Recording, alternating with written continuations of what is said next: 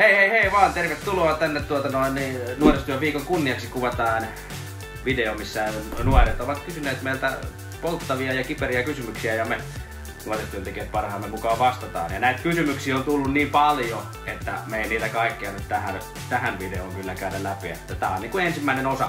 Mutta otetaan ensimmäinen pohdinta pöytään. Yes. Let's go! Hur är det att vara ungdomsarbetare? Eli millaista on olla nuorisotyöntekijä? Det är kiva. Jag gillar det. Ja, vi får göra allt möjligt siistit och roligt. No. Välillä on vähän rankkaa, mutta pääasiassa yleensä on kiva. Kyllä. Hauskaa. Mitä tehdä, jos ystävä kiusaa? No varmaan kannattaisi ainakin sanoa sille ystävälle, että se kiusaa sua. Joo. Aina niinku, ettei niinku, se ystävä saattaa vaikka luulla, että se ei ole kiusaamista, että se on vaikka vaan niinku semmoista vitsiä niin, sille kiusaajalle ja hauskaa läppää. Että se ei välttämättä sitä niinku edes tiedosta, että se kiusaa. Kyllä. Kun kerran kyseessä on sun ystävä. Joo. Niin kannattaa ottaa asia puheeksi, että vaikka että hei, noin sun sanomiset loukkaa mua tai ne tuntuu musta ikävältä. Tai... Et voiko lopettaa? Niin, ihan suoraan. Kyllä. Ei semmoista ainakaan kannata sietää. Ei. Favorit-emoji. Eli lemppari-emoji. Mä käytän tosi usein sitä pohdiskelevaa. Niin. Mä tykkään kyllä kakka-emojista mun mielestä. No joo. Tietää. Okei. Voiko ihan kaiken antaa anteeksi? Se on aika hyvä kysymys. Voi. Joo. Jos se kuka pyytää anteeksi oikeasti tarkoittaa sitä. Joo. Mä oon kyllä kans sitä mieltä. Ja se, että pyytää anteeksi on tosi iso ja tosi tärkeä taito osata. Mutta sitten ihan yhtä tärkeä on myös se, että oppii antamaan anteeksi. Ihan totta. Elämä on paljon helpompaa, jos osaa antaa anteeksi ja osaa pyytää anteeksi. Niin. Ihan totta. No nyt tuli helppo. Det här är en lätt. Har ni barn? Ei oo. Jo. Nej. Jag har ett barn. En flicka, 7 år gammal. Next. No. Oletko koskaan yrittänyt nuolla varpaitasi? Kiitos vaan kysyjälle. Yrittänyt nuolla? No en oo. En oo kyllä yrittänyt nuolla. Ei. Omia varpaitani. En kyllä hirveästi kenenkään muunkaan varpaita. Ei. Itse asiassa, jos nyt mietin ihan tarkkaan. Joo, ei. Ei kyllä. Mutta, ei, en mäkään. Niin. Ja voin sanoa, että ei kyllä sen verran kankea kyllä olen, että en kyllä pystyisi nuolla omia varpaitani, vaikka yrittäisin. Joo, en mäkään. Mutta hieno kysymys ja erittäin vahva mielikuva. Joo, kiitos siitä. Niin. Tää on nyt sulle. Mikä on etsivä nuorisotyö?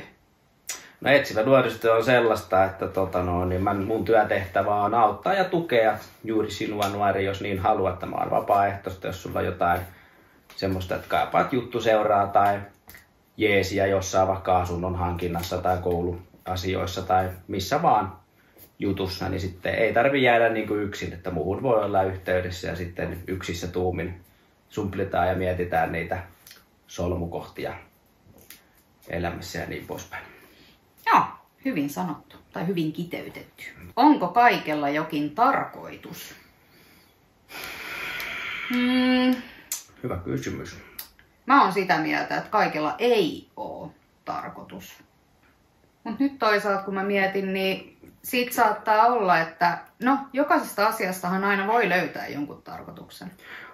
Joo, on ja sitten se on vähän silleen, että jos ajattelee, että kun elämässä tapahtuu vaikka semmosia surkeita asioita, mutta sitten kuitenkin, että joka ikinen asiahan muovaa sua. Kyllä. Ja meitä sellais, mitä me sitten vaikka just nyt tällä hetkellä ollaan. Että jos jotain ikävää juttua ei olisi joskus vaikka tapahtunut, niin sä et olisi välttämättä sen kaltainen kuin sä oot nyt. Ja sitten jos sä tykkäät siitä, millainen sä oot nyt, niin sitten tavallaan Mutta se, että olisi joku tämmöinen suurempi suunnitelma, mikä on lyöty jossain jo lukkoon, että mitä sun elämässä tulee tapahtumaan, tai jos semmoiseen vaikka tuossa viitataan, niin en mä ehkä usko siihen, mutta vähän kiikun kaakun ehkä tässä jäätiin nyt tämän kysymyksen äärelle toisaalta. Ehkä ihan kaikilla asioilla ei ole tarkoitusta, mutta joillakin asioilla on. Kyllä. Ja kaikki asiathan aina johtaa siihen niin kuin nykyhetkeen. Niin. Kyllä. Niin. Hyvä kysymys. Mitä mieltä olette nuorten huumorista? Ihan aina ei ymmärrä. Ei. Ihan aina ei ymmärrä, mutta usein se on oikein hyvää. Mä kyllä pidän, on hyviä, hauskoja hetkiä. Ja mukavaa, kun täällä Nuakulla esimerkiksi verrattain usein käy niin, että semmoisen johonkin aivan random improvisaatio läppään lähdetään mukaan. Ja sehän on mulle ihan myrkkyä, koska mä siitä intoudun, koska se on hyvin lähellä sydäntä. Ja sitten voidaan puhua vaikka kuinka kauan jotain aivan uskomatonta soopaa. Että se on kyllä muuten ihan totta. Niin, niin mikä on niin kuin hyvinkin hauskaa. Että terveisiä vaan esimerkiksi vanhoille koulukavereille, ketä täällä Nuokulla pyörii silloin 70-luvulla, kun oltiin koulussa ja tehtiin sitten tähän. Niin silleen kyllä ihan samoille leveleille päästään. Mutta toki on jotain juttuja tuossa huumorissa, mitä mä en ihan ymmärrä ja mitkä näen tällaisena huumorin suurkuluttajana, niin ei myös mielestäni ehkä ole ihan huumoria. Mutta useimmiten ollaan hyvien asioiden äärellä mielestäni. Kyllä, joo. Mä oon ihan samaa mieltä. Sehän oli ehkä, kun miettii itse kanssa, kun oli nuori, niin tai siis ollaan nyt edelleenkin nuoria, mutta joo, olihan meidänkin huumori ehkä vähän erilaista kuin mitä se nykyään on. Niin Vad är den senaste boken som du har öppnat? Eli mikä on viimeisin kirja, jonka olet avannut? Jag läste ju i förrgår en sån här barnbok. Men nu kommer jag nog inte ihåg vad den heter. Jag läser ju faktiskt åt mitt barn varje kväll, så det räknas ju. Det är någon sån här, något husbok. Ja. Barnbok. No. Mä muistan joku viimeksi eilen luin semmoista runokirjaa. En muista tekijää enkä nimeä, niin voidaan kirjoittaa se tohon, että mikä se oli. Se on hyvä. Mä tykkään aika paljon lukea runoja. Ne on hyvin lähellä sydäntä myös. Liian vähän tulee luettua, että mä tykkäisin lukea enemmän, mutta ei jotenkaan vaan jaksa tai saa irti itsestä. Yritän kyllä parhaani mukaan lukea enemmän. Mä luen vaan lasten kirjoja oikeastaan. Mun lapselle siis, en itselleni. Vad har ni för ansvar som ungdomsarbetare? Millainen vastuu meillä on nuorisotyöntekijöinä? På sätt och vis har vi ju ett ganska stort ansvar egentligen.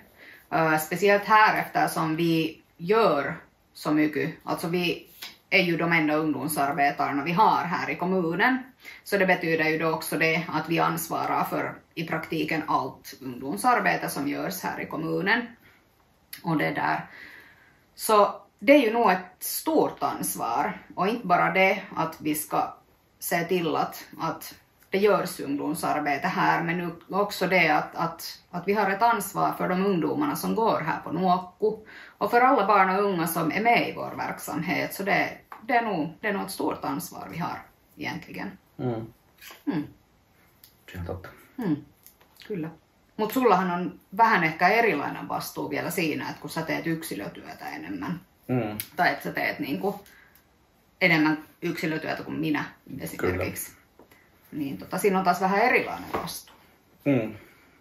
Joo, ja silleen just on hyvä kaikkien nuoret muistaa, että kun mehän ei ketään niin kuin mitenkään, mikä se sana on, otetaan vastaan kaikki nuoret sellaisena kuin ne on ja meille voi niin kuin puhua kipeistäkin asioista ja muita, niin me ei niin kuin tuomita tai mitään tällaisia ja me ollaan niin kuin luottamuksellisia aikuisia, niin siinäkin on aika iso vastuu, että meille voi omia asioitaan niin kuin kertoa silleen, että ei ne mene eteenpäin esimerkiksi ja muuta tällaista niin kuin, kyllä. Tämmöisenä muistutuksena vielä lisäksi.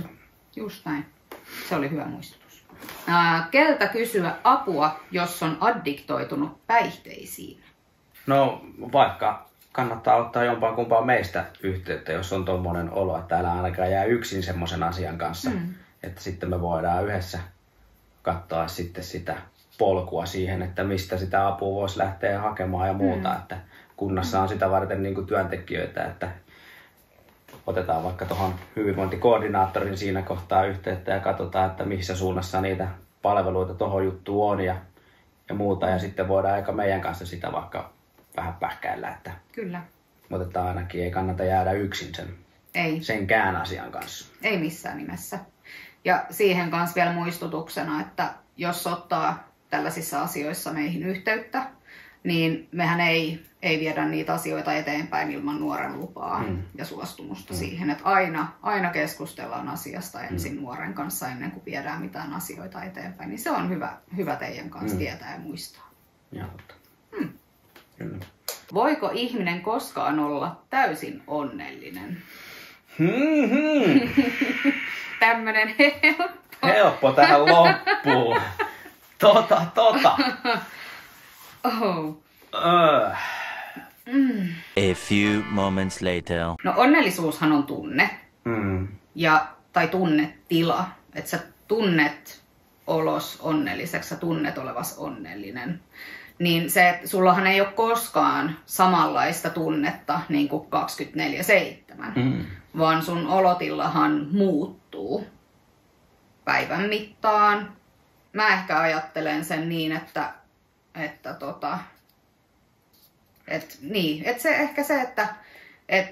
se, miten sä koet sun oman elämässähän on se, mikä niin kuin ohjaa siihen, että ootko sä tai tunnet sä olos onnelliseksi.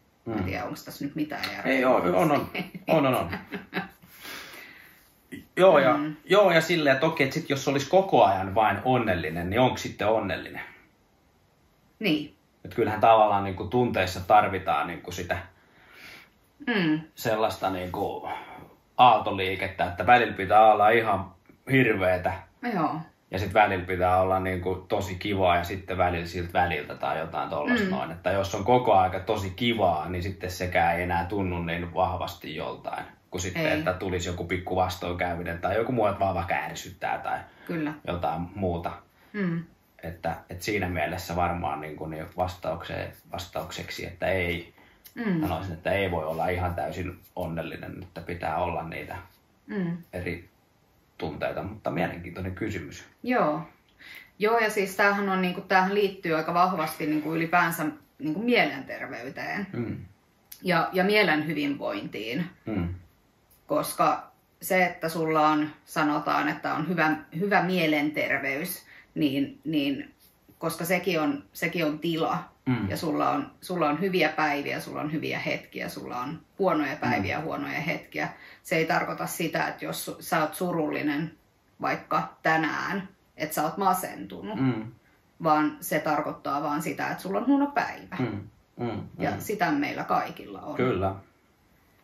Sitten täytyy aina muistaa myös sitä, että sulla on itsellä aika iso voima vaikuttaa siihen, että miten sä voit, miten sä itse voit ja miten sä ajattelet asioista. Jos sä aina mietit, että vitsi mun elämä on ihan paskaa, niin sit se todennäköisemmin on paskaa, kuin jos sä taas yrität ajatella niitä positiivisiakin asioita sun huonossa päivässä. Ajattelemisen arvosta. Kyllä. Mutta hei, näin ollaan päästy tämän ensimmäisen osan maaliin ja tää oli oikein hauskaa kysymyksiä. Jäi tosiaan vielä aika liuta pino, joten tehdään jossain vaiheessa toinen osa tähän kyseiseen videosaagaan. Voi kai sitä niin sanoa sitten, jos niitä tulee ainakin 2. Niin, nyt lähdetään tästä keittelemään kahvia, kun tulee nuoria tänne taloon ja ei kai muuta kuin hei vaan kaikille. Hei hei!